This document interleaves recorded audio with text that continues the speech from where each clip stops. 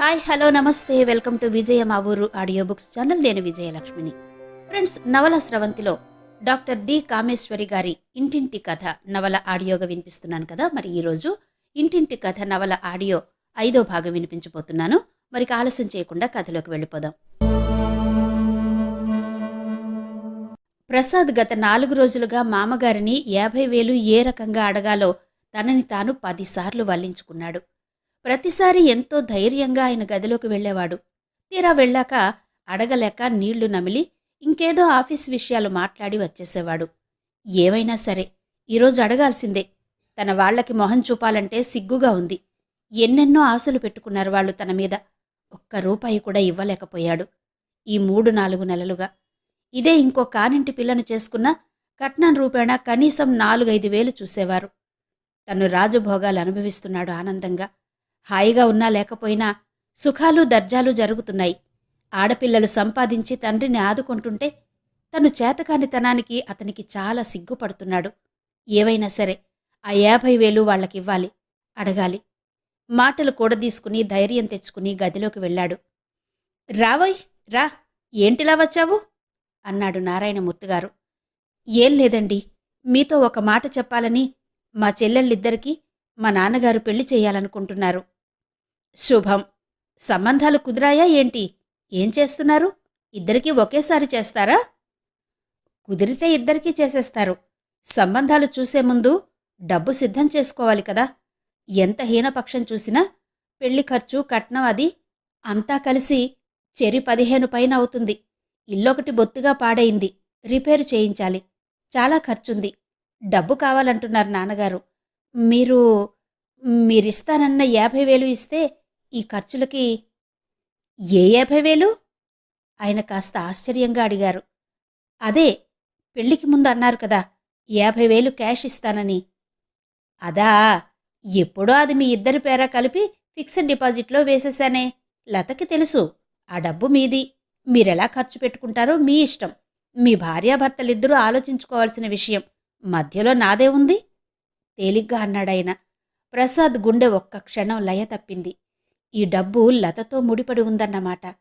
అంటే దానిలోనుంచి లత ఇష్టం లేకుండా నయా పైసా తను తీయలేడు. లత చచ్చినా ఆ డబ్బు ఇయ్యదు. ప్రసాద్ ఆశలన్నీ నీరు కారిపోయాయి. మామగారి గడుసుదనానికి ఒళ్ళు మండిపోయింది. అంతా మీదే అంటూ ఒక్క రూపాయి కూడా తను స్వంతంగా ఖర్చు పెట్టుకునే వీల్లేకుండా కూతురికి అంటగట్టి ఆ కూతుర్ని తనకు అంటగట్టిన ఆయన తెలివితేటలకి విస్తుపోయాడు. లత నుంచి తను డబ్బు రాబట్టలేడు. తండ్రి ఎంతో ఆశ పెట్టుకున్న ఆ డబ్బు ఆశ అయిపోయిందన్నమాట. ప్రసాద్కి కోపం, ఆవేశం వచ్చేశాయి. కసిగా మామగారి వంక చూశాడు. మీకు మీ అమ్మాయి సంగతి తెలుసు. ఆమె నాకోసమే డబ్బివ్వదు, మా వాళ్లకంటూ ఇస్తుందా? నా జీతం కూడా నాకు దక్కకుండా చేసింది. ఆఖరికి సినిమాకి వెళ్లాలన్నా రూపాయి లేకుండా తన మీద ఆధారపడేటట్టు చేసింది. ఆమె స్వభావం తెలిసి ఆమె ఇస్తుందనుకోవడం వెర్రి. దయచేసి మీరు మీ అమ్మాయితో మాట్లాడి ఆ డబ్బు నాకిచ్చే ఏర్పాటు చేయండి. నాకు చాలా అవసరం. ప్రసాద్ నిర్మోహమాటంగా ఖచ్చితంగా చెప్పాడు. ఆయన మొహం రంగు మారింది ఆ మాట్లాడే తీరుకి. భర్తవి, దాన్ని నువ్వు అర్థం చేసుకుని నీవైపు తిప్పుకోవడంలో ఉంది చాకచక్యం. ఆయన మాట పూర్తి కాకముందే ప్రసాద్ గయ్యన లేచాడు. ఏంటండి అర్థం చేసుకోవడం? పెళ్లైన మర్నాటి నుంచి నన్నో పురుగుల తన కింద పనివాడికన్నా హీనంగా చులకన చేస్తూ హేళన చేస్తుంటే సహించాను. తన మాటే అన్నిటా చెల్లాలన్న పంతాన్ని చూసి చూడనట్టు ఊరుకున్నాను. అడుగడుగున అవహేళనల్ని, అవమానాల్ని దులిపేసుకున్నాను. పౌరుషం, ఆత్మాభిమానం చంపుకుని పడున్నాను. డబ్బు కోసం చేసుకున్నాను ఈ పెళ్లి అని అన్ని అవమానాల్ని నోరు మూసుకు భరిస్తున్నాను.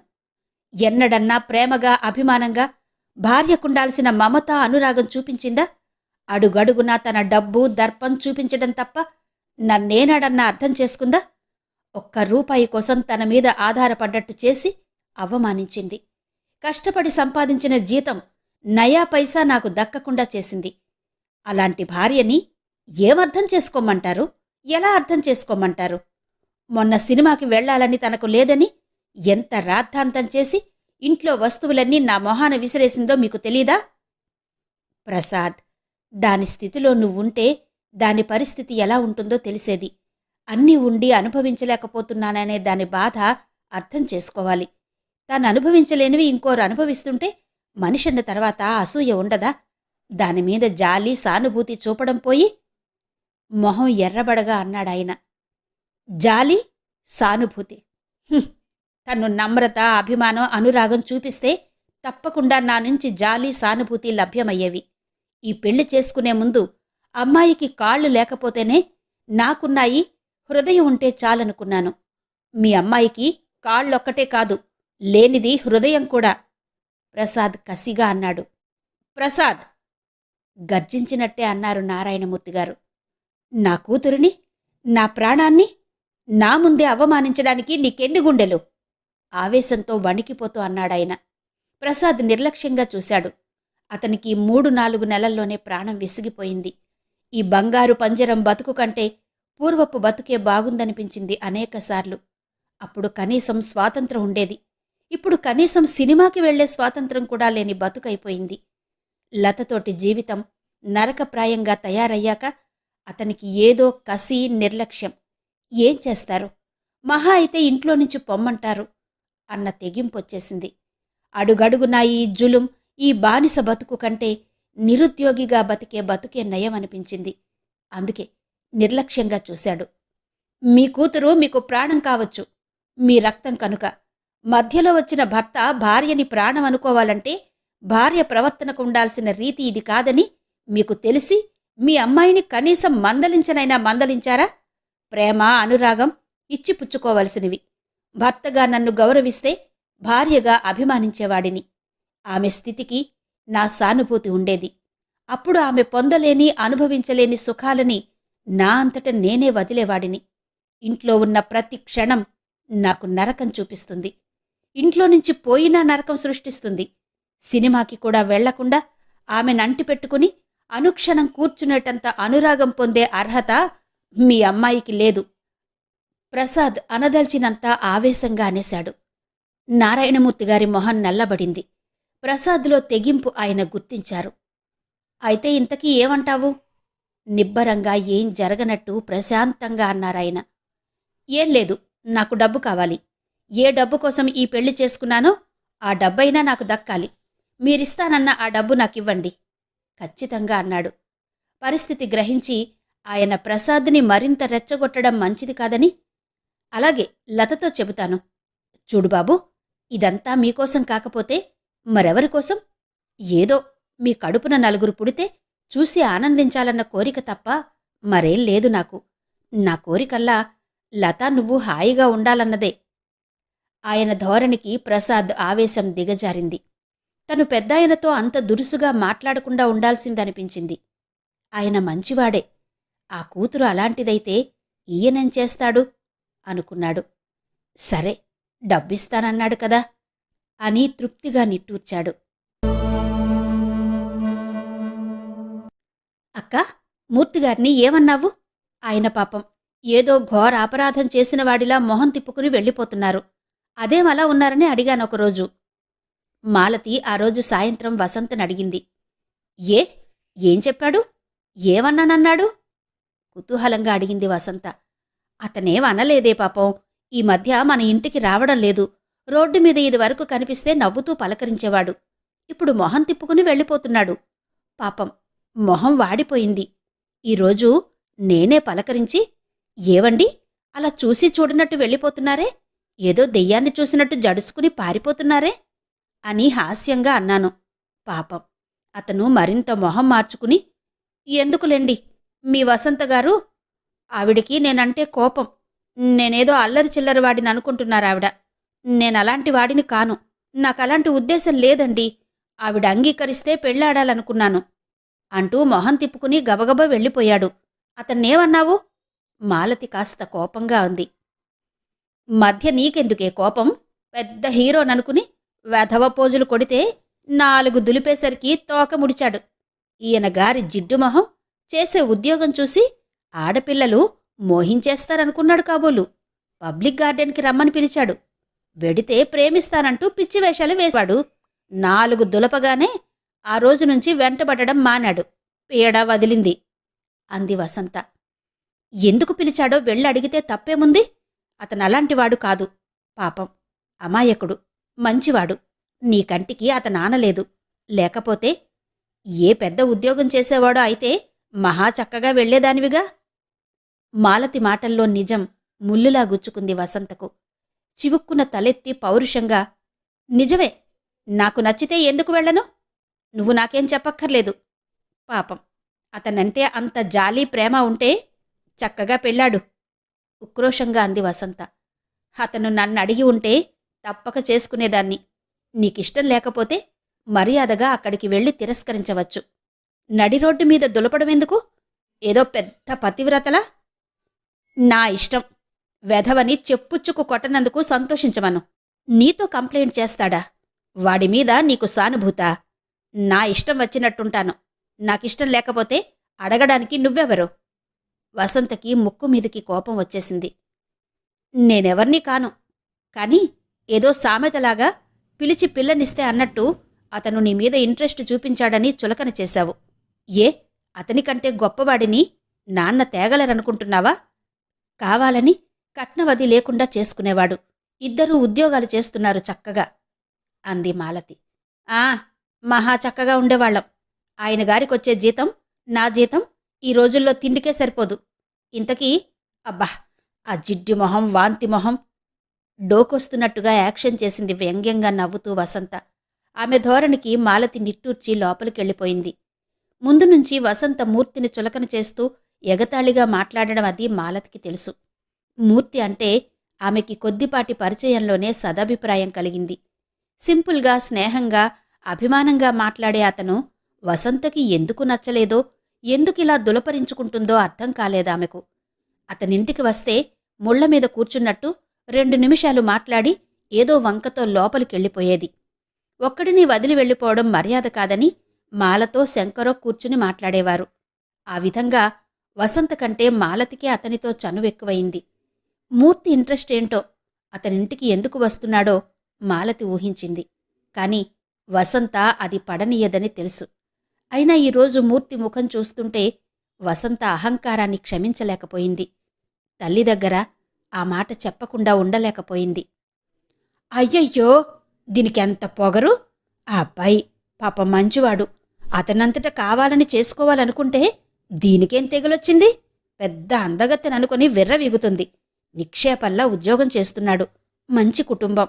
ఏవొచ్చింది దీనికి లోటు? ఈవిడిగారి అందానికి ఏ జమీందారు బిడ్డ వస్తాడనుకుంటుందా ఏంటి? ఆవిడికి చాలా కోపం వచ్చి వసంతని పిలిచి చెడామడా తిట్టింది.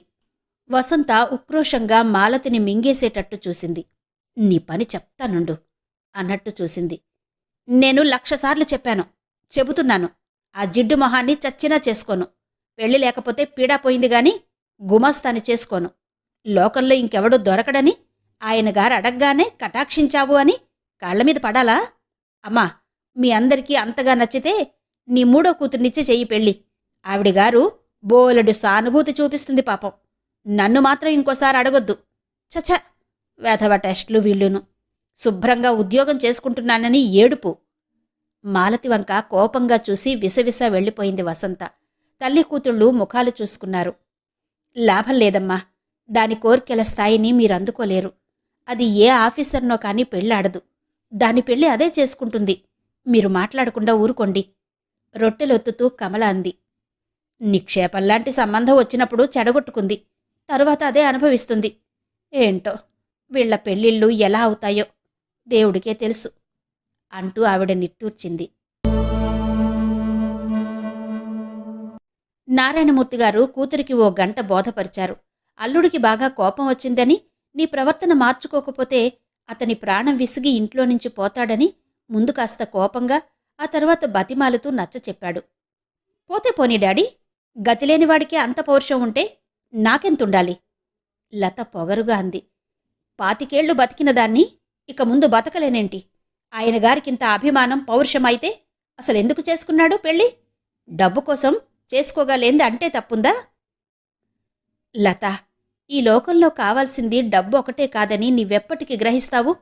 కఠినంగా అన్నారాయన. మనకున్న ఈ లక్షలన్నీ పోస్తామన్నా నీ కాళ్ళు రాలేదే? ఇప్పటికీ గ్రహించవేంటి డబ్బొక్కటే జీవితం కాదని? నీకెన్నిసార్లు చెప్పాను, నీ జీవితానికో తోడు నీడా ఉండాలి. రేపు నాకేదన్నా అయితే నీకెవరు దిక్కు? మంచాన పడి ఉంటే నువ్వు ఎంతమంది నౌకర్లు డాక్టర్లను పెట్టుకున్నా నీ పట్ల వాళ్ళు విశ్వాసంగా ఉంటారా? నీ ఒంటరి జీవితానికో లక్ష్యం కావాలి. భర్త పిల్లలు ఉంటే నీ జీవితానికో గమ్యం ఉంటుంది. నా అనేవాళ్లు లేని ఒంటరి బతుకు నీదవ్వకూడదని తాపత్రయపడి ఈ పెళ్లి చేశాను. లత, నీ కడుపున ఓ 2 బిడ్డలు పుడితే ఈ ఆస్తికి ఐశ్వర్యానికి ఓ అర్థం ఉంటుంది. కనీసం నీ బిడ్డలు పెరిగి పెద్దవాళ్లయ్యేవరకన్నా నీ భర్త నీడన నువ్వుండాలి. ఈ లోకం భర్త లేని ఆడదాన్ని గౌరవించదు. ఆ భర్తని నువ్వే అగౌరవపరిస్తే అది నీకే అవమానం. నువ్వతన్ని హీనంగా చూస్తుంటే, కించపరుస్తుంటే అది అతనికంటే నీకే అవమానం.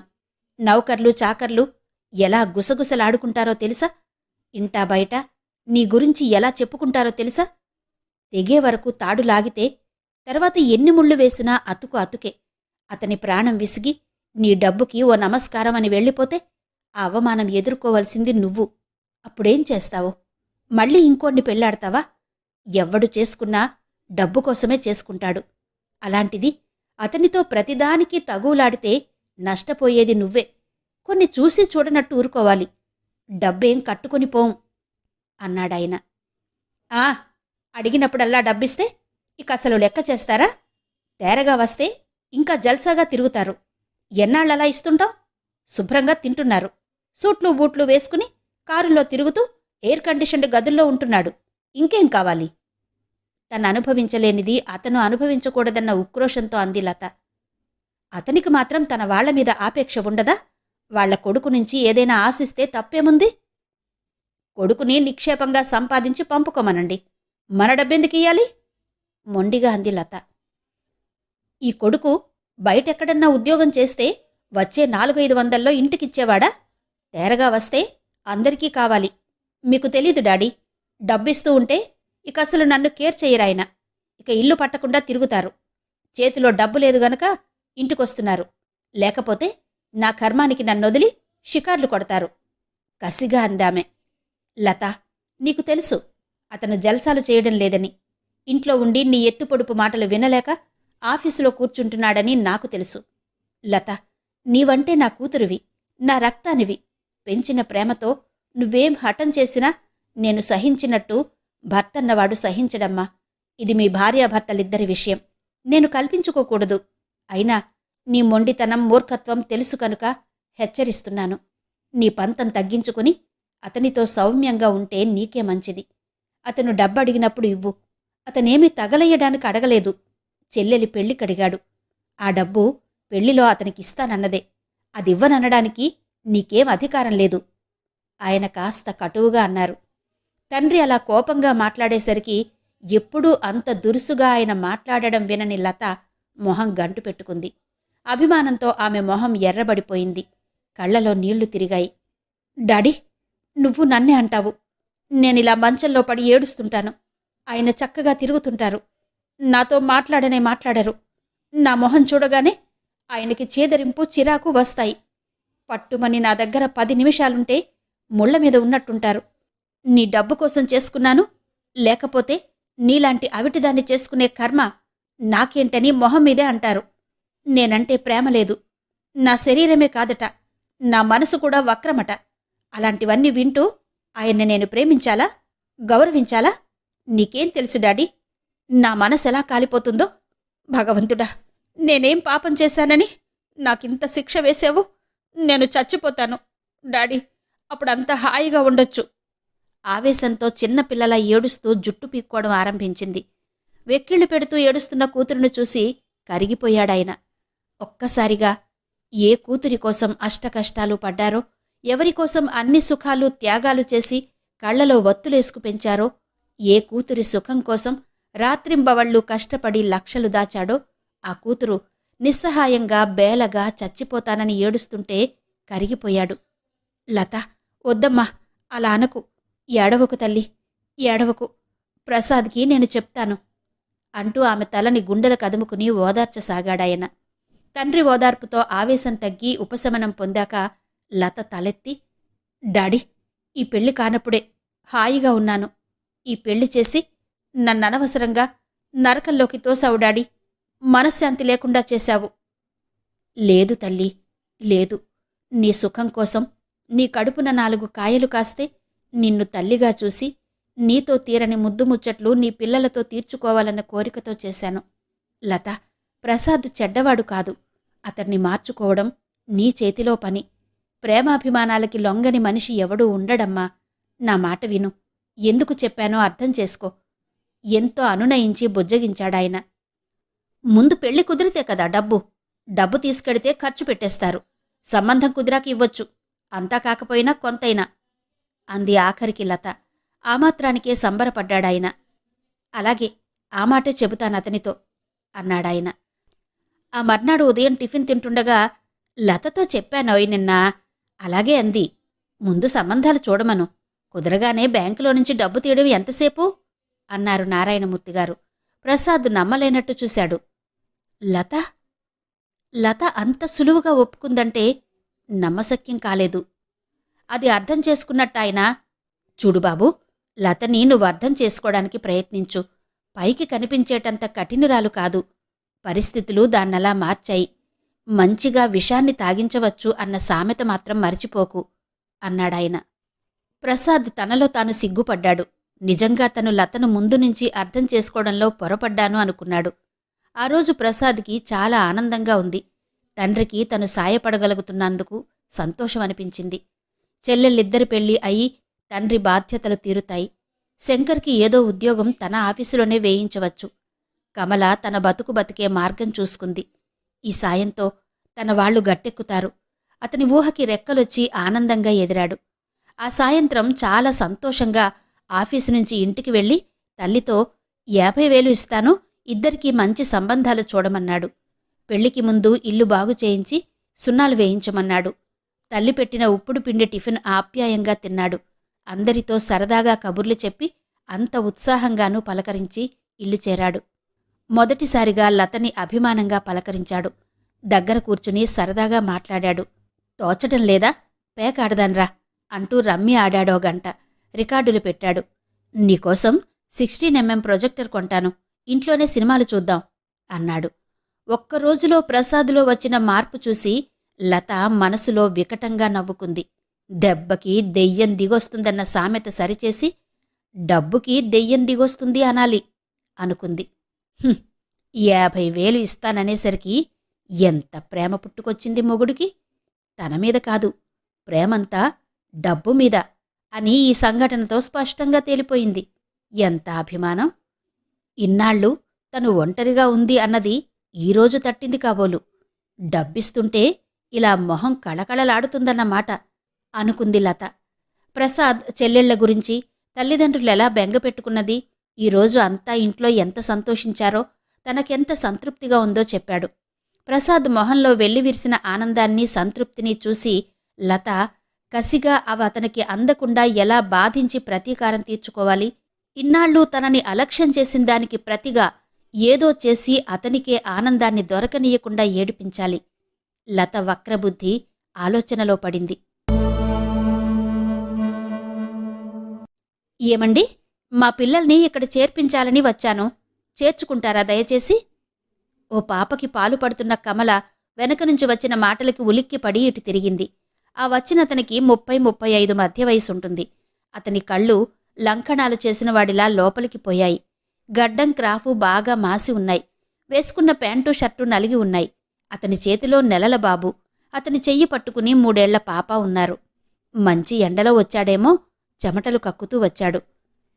ఏదో దయచూపండి అన్నట్టు ప్రాధేయపడుతున్నట్టు దీనంగా చూస్తూ నిలుచున్న అతన్ని చూసి కమల ఆశ్చర్యపోయింది.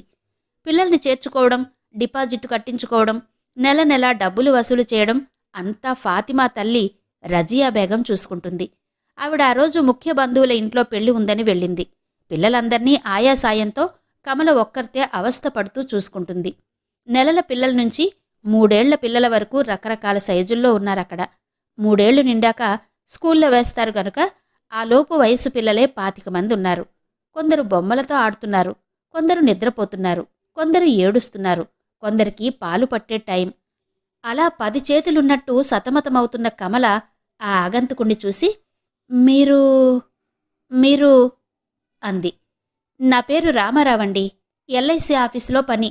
మా పిల్లలిద్దరినీ దయచేసి బాలవిహార్లో చేర్చుకుంటారా? ఎంత డబ్బు కట్టాలో, ఏమేం కొనాలో చెబితే.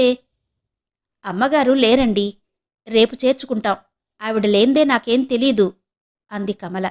ఒక్క క్షణం ఆగి, పిల్లల తల్లి కూడా ఉద్యోగం చేస్తున్నారా? అంత పసిబాబుని అంటూ ఆగిపోయింది. ఆ మాటకతని మొహం వివర్ణమైంది. కళ్లలో తడి కదిలింది. లేదండి, నా భార్య చనిపోయింది. నెల రోజుల కిందట.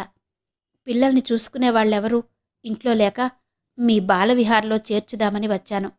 ఈ నెల రోజులుగా ఆఫీస్కు సెలవు పెట్టి వీళ్లను చూసుకున్నాను, నానా ఇబ్బంది పడుతూ. ఇక సెలవు ఎల్లుండితో ఆఖరు.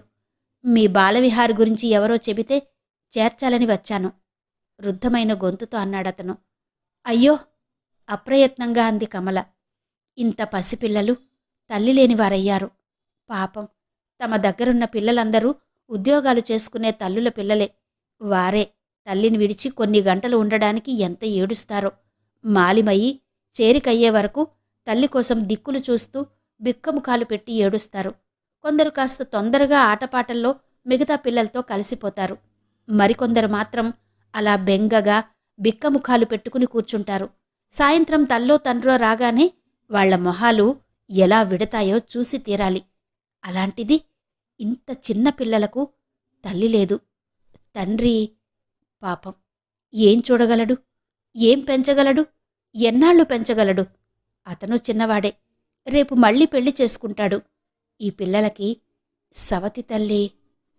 కమల హృదయం ఏ చంటి పిల్లను చూసినా కంటితో కూడా చూడని తన పాప గుర్తుకొచ్చి గుండె కలుక్కుమంటుంది. ఇక ఈ జన్మకి తను తల్లి అయ్యే ఆశ లేదు అని నిట్టూరుస్తుంది. అందుకే ఆ పసిపాపల పోషణ, ఆటపాటల మధ్య ఉద్యోగం ఆమెకెంతగానో నచ్చింది. అందులో ప్రతి పిల్ల తన పిల్లలన్నంత ప్రేమానురాగాలొచ్చాయి. జీతం తీసుకుంటున్నందుకు మొక్కుబడిగా చేసే చాకిరిలా కాక అభిమానంగా పిల్లల్ని చూస్తుందని రజియా బేగం ఆమె జీతం మరో 50 ఎక్కువ చేసింది. పిల్లల సంఖ్య పెరిగింది. పిల్లల్ని విడివడడానికొచ్చే తల్లిదండ్రులు కూడా కమలని చూడగానే పిల్లలు ఆమె కౌగిట్లోకి ఎలా వెళతారో చూసి తమ పిల్లలకి తాము కరువు చేస్తున్న అనురాగం కమల నుంచి దొరుకుతుందని సంతృప్తిగా వెళ్లేవారు. తమ పిల్లలకి పాలు, బిస్కెట్లు, పళ్ళు ఇచ్చి వెళ్లినవి సక్రమంగా వాళ్లకు అందుతాయని నమ్మకం కలిగింది. పిల్లల మధ్య తన జీవిత గమ్యంగా మార్చుకుంది కమల. ఈ 3-4 నెలల ఉద్యోగంతో వచ్చేపోయే తల్లిదండ్రులతో బిడియం లేకుండా మాట్లాడడం, బస్సుల్లో ప్రయాణాలు, వీటన్నిటితో కమల పూర్తిగా మారింది. మగవాళ్లను చూసి ముడుచుకుపోయే కమల కాదిప్పుడు. అయ్యో పాపం, మీరు చాలా ఇబ్బంది పడుతున్నారన్నమాట. తప్పకుండా మా బాలవిహార్లో చేర్చుకుంటాం. మీరు నిశ్చింతగా ఆఫీస్కెళ్ళొచ్చు. ఉదయం ఆఫీస్కు వెళ్లే ముందు దిగబెట్టండి. సాయంత్రం 6 లోపలొచ్చి తీసుకెళ్ళాలి. మీ బాబుకి పాల డబ్బాలు, ఫ్లాస్కు, బట్టలు, పాల సీసాలు అన్నీ ఓ బుట్టలో పెట్టి తీసుకురండి. మీ అమ్మాయికి ఏ టైంలో ఆహారం ఇవ్వాలో చెప్పండి. ఈ వయసులో కావాలంటే పాలు మేమే ఇస్తాం డబ్బు తీసుకుని. మధ్యాహ్నం ఏదన్నా పెట్టాలంటే ఇంట్లో చేసి తీసుకురాలేని వాళ్ళకి మేమే పెడతాం. వాటికి వేరే ఛార్జీలు తీసుకుంటాం. పిల్లకి 100 రూపాయల చొప్పున డిపాజిట్ కట్టాలి. నెలకి పిల్లకి 30 రూపాయలు తీసుకుంటాం. చూడండి, మీ పిల్లలను కూడా వదిలి మీరు వెళ్ళాక మా పిల్లలుగానే చూసుకుంటాం. ఆ విషయంలో మీరు నిశ్చింతగా ఉండొచ్చు. కమల చకచక అన్ని విషయాలు చెప్పింది, ఒక బాబుకి తడిసిన బట్టలు మారుస్తూనే. ఆ వాతావరణం కమలని చూడగానే రామారావు సగం బరువు తీరినట్టు ఫీలయ్యాడు. తనకో దోవ దేవుడే చూపినట్టు సంతోషపడ్డాడు. నెల క్రితం స్టవ్కి చేరంటుకుని కాలి బూడిదయ్యింది భార్య. అప్పటినుంచి ఈ నెల రోజులు 2 పసిపిల్లలతో యమయాతన పడుతున్నాడు. భార్యకి సవతి తల్లి. తనకి ఆదుకునే తల్లి లేదు. మిగతా వారికి ఎవరి సంసారాలు వారికున్నాయి. పసిపిల్లల ఆలనా పాలనా చూసేవాళ్లు లేక, డబ్బిచ్చినా మనుషులు దొరికినా సరిగ్గా చెయ్యక అతను పడ్డ అవస్థ దేవుడికెరుక. నెల సెలవు అయి ఆఫీస్కెళితే పిల్లల్ని చూసే దిక్కెవరు? వాళ్ల గతేంటి అని రాత్రింబవళ్లు బెంగతో, దుఃఖంతో ఏడ్చాడు. ఎవరో బాలవిహార్ సంగతి చెప్పి అక్కడ చేర్చమనగానే ప్రాణం లేచొచ్చినట్టు పరిగెత్తి వచ్చాడు. రక్షించారండి. ఆ మాత్రం మాట అనేవారు కనపడక పిల్లలకి దిక్కెవరని బెంగ పెట్టుకున్నాను. ఇక్కడ ఈ పిల్లల్ని, మిమ్మల్ని చూశాక నాకు నిశ్చింత కలిగింది. ఈరోజు నుంచే నా పిల్లల్ని మీ చేతిలో పెడుతున్నాను. మీదే భారం. తల్లి లేని లోటు, తండ్రి ఉండి లేని లోటు వాళ్లకి కనబడకుండా కాపాడారంటే మీ రుణం ఉంచుకోను. రేపొస్తాను. డబ్బు తీసుకుని వాళ్ళకి కావలసినవన్నీ తెస్తాను. ఇంట్లో చేసి పెట్టే దిక్కులేదు. మా పాప మధ్యాహ్నం ఏం తింటుందో, మీరేం పెడతారో అంతా మీ ఇష్టం. ఇంతివ్వండి అంటే ఇస్తాను. సమస్య భారం దిగిపోయిన వాడిలా అతని మొహంలో దిగులు పోయింది. కళ్ళలోకి కాస్త జీవకళ వచ్చింది. అతన్ని చూస్తే కమలకి జాలి కలిగింది.